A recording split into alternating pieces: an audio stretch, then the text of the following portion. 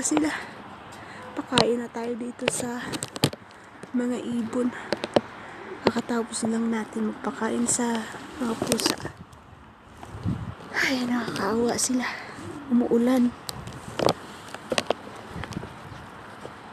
Sandali ha, ito na yung pagkain nyo.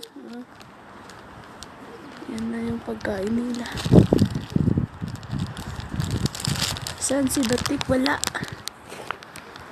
Nandun yung mga maya-maya, nag-aabang din sila. Ang dami nila, oh. Ay, halika na. Kain na. Almusal na. Ang sama ng panahon. Ayan guys. Umuulan.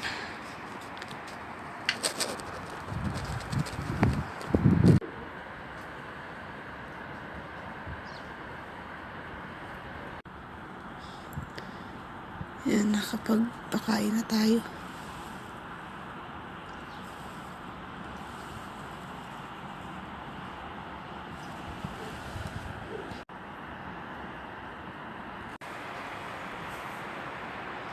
Yan, grabe ang lamig.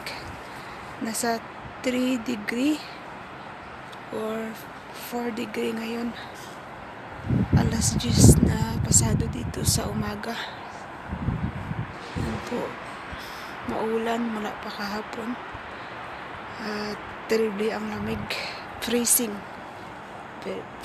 cold.